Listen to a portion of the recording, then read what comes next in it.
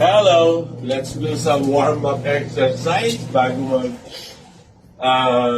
walking, running. And this is my second day of my training sa aking goal na makasali ulit sa endurance running.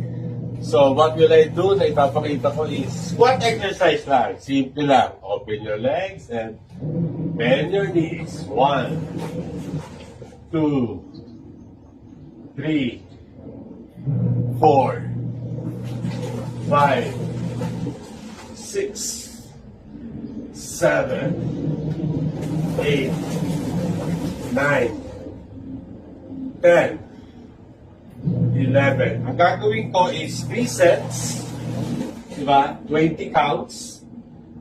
And then, the purpose is para hindi masyadong magtula, hindi tayo masyadong mapagod din, at iwas injury, diba?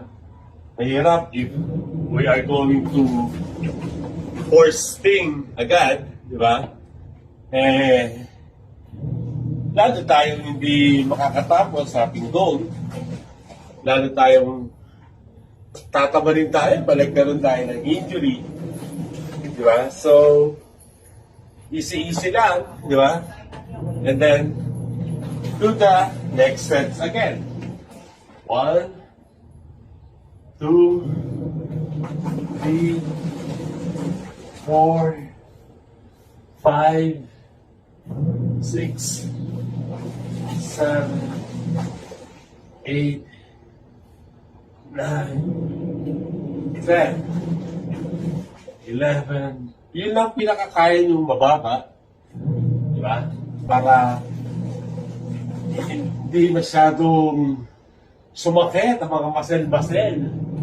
Yung mga kasukasuan, sabi nga, di ba? This is good for your thigh and for your buttocks, di ba? So yun, one more set, di ba? So, I will show the other stretching exercise na ginagawa ko later on. Short video lang. Bye!